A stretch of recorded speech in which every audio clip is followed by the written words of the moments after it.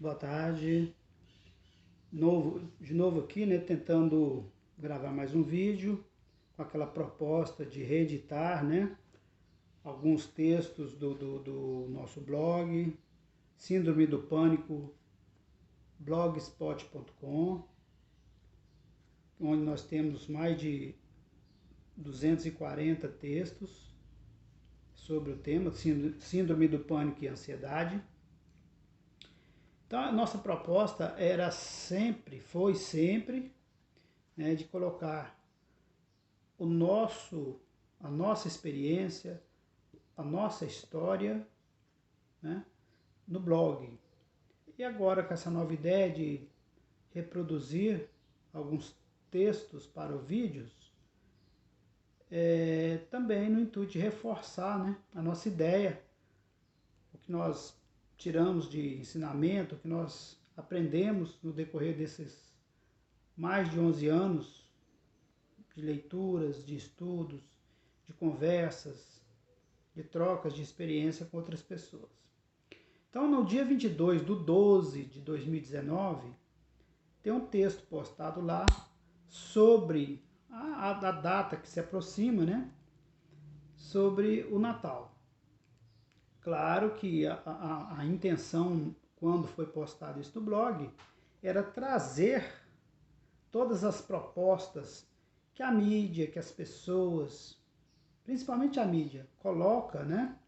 E tenta colocar em nossas cabeças sobre o período natalino, que geralmente a proposta ali contextualizada pela mídia, pelas pessoas, está fortemente relacionada com as compras, com o consumismo, com as coisas materiais. Eu tentei colocar no texto, trazer para a nossa realidade algumas coisas sobre o nosso contexto de portador de distúrbio psicológico. Então, no dia 22 de dezembro do ano passado, eu postei lá no blog um texto com esse título: Natal, Tempo de Mudanças. Assim, porque geralmente nós tomamos por hábito, por costume, de vai chegando o final do ano, nós vamos nos fazendo aquelas propostas, né? Nós nos prometendo mudanças, renascimento, reflexões, em busca da suposta felicidade. Como se a busca da felicidade dependesse de uma data, como se a busca do equilíbrio dependesse de um período do ano, né? Mas por costume, por hábito, a gente criou isso, de idealizar na nossa mente, na nossa cabeça, quando vai chegando o final do ano, a gente se fazer essa proposta de mudança, de alteração. Eu acredito que também seja para nós que temos os distúrbios de ansiedade, seja uma forma de auto-perdão, porque se a gente, às vezes, muitos de nós, né, não estou falando todos, mas muitos de nós, por achar que cometeu muitos erros, falhou muito nos anos anteriores e no ano que passou, a gente, numa forma de auto-perdão, a gente tenta fazer uma proposta de mudança. E sempre é no final do ano, onde a gente geralmente tenta fazer aqueles balanços, né, de tirar o que é certo, o que é errado, o que a gente fez de certo e de errado, e fazer uma proposta para nós mesmos de mudança. Então, o texto Natal, Tempo de Mudanças, veio com essa intenção de trazer para a nossa realidade de portadores de distúrbio de ansiedade, questionando alguns tópicos dessa busca.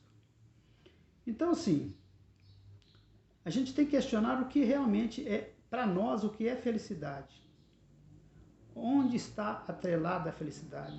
Se está atrelada no convívio com as pessoas, nas relações amorosas e afetivas, se está relacionada ao ganho, ao amontoar ou ao ganho dos bens materiais, ou está relacionada à saúde, né? Então, muitas pessoas relacionam a felicidade a isso.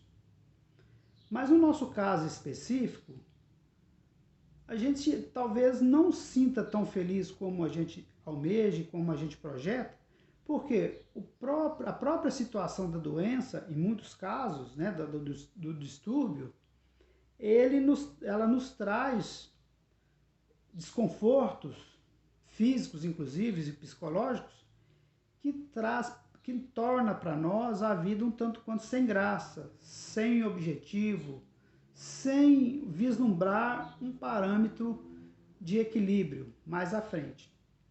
Então, para nós, né, a felicidade talvez estivesse no equilíbrio da cura, porque quem sofre desses distúrbios sabe que ele permanece com nós às 24 horas do dia, nos perturbando, nos tomando a paz, nos tirando a paz, tomando o nosso tempo.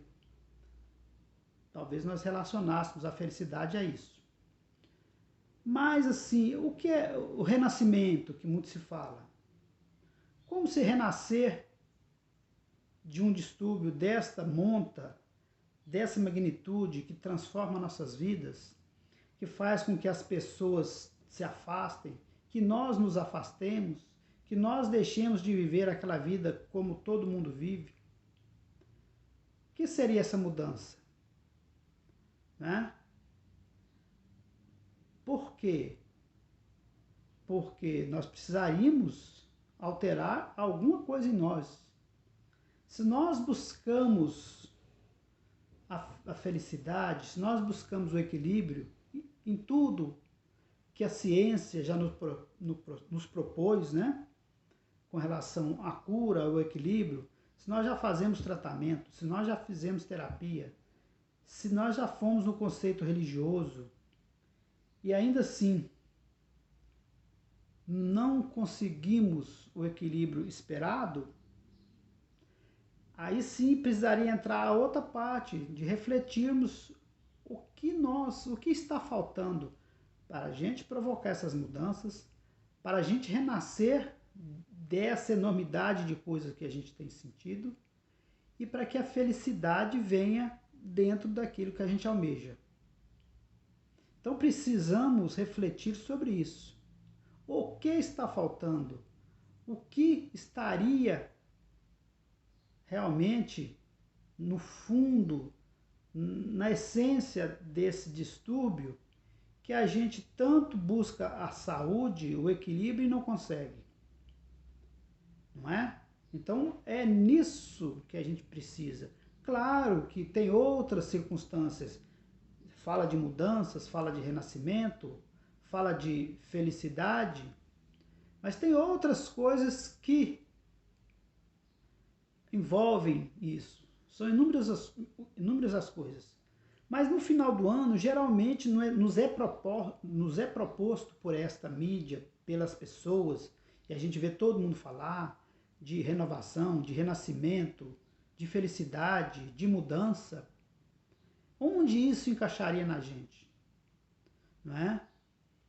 Então, se eu já fiz tudo que me foi prescrito, que me foi orientado, e ainda assim eu continuo com essas coisas, esses sintomas, essas dores, esses distúrbios, esses desequilíbrios, o que mais eu poderia fazer? Se a ciência me manda fazer uma coisa, eu faço. Se a psicologia me manda fazer uma coisa, eu faço. Se o terapeuta me manda fazer uma coisa, eu faço. Se a minha religião me orienta a fazer alguma coisa, eu faço. E ainda assim, apesar de tudo, eu não consigo o equilíbrio que me é prometido pela ciência, que me é orientado pela psicologia, que me é, né, dito pela religião. Por que que ainda assim eu sinto? Essas reflexões, essas perguntas e reflexões, eu deveria me autofazer, né? Então, talvez o que eu tenho observado como resposta a essas indagações que eu me fiz e que eu custei a chegar a essa conclusão, demorei muito tempo também para chegar, dependeria da minha parte. Porque eu deixava o médico orientar, falar, deixava o médico prescrever e acatava a prescrição dele, deixava o terapeuta orientar e eu seguia a orientação dele, deixava a religião me dar o caminho e eu tentava seguir a religião, mas sempre me dava e me deu a sensação de que eu faltava alguma coisa. E o que faltava no meu entendimento era a minha participação, porque até então eu estava delegando a minha vida a outras coisas, às outras pessoas, né? E eu não fazia a minha parte. O que é a minha parte? É lutar contra os medos, confrontar os medos, né? O que era a minha parte? Era deixar de fazer alguns vícios, de praticar alguns vícios que a doença me traz. Qual que seriam esses vícios? É ficar assistindo insistentemente coisas de violência, de doença, coisas negativas. Era ficar ouvindo pessoas negativas.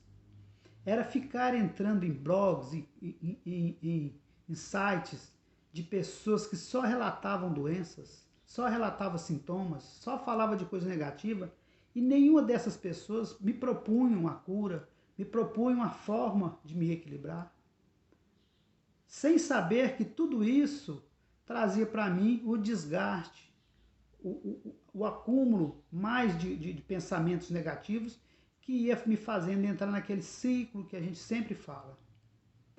Então, a minha parte era isso, era fazer com que os gatilhos que me levavam a ter os sintomas, a ter os medos, era continuar insistindo em encarar, em ver, em assistir, em fazer coisas que eu ignorava, mas com o decorrer do tempo eu percebia que isso era que ia me deixando mais desequilibrado. E foi preciso eu sofrer muito, sentir muito, para eu perceber isso. Que meu equilíbrio poderia ser ajudado pelo médico, sim. Poderia ser ajudado pela terapia, sim. Poderia ser ajudado pelo remédio, sim. Poderia ser ajudado pela religião, sim.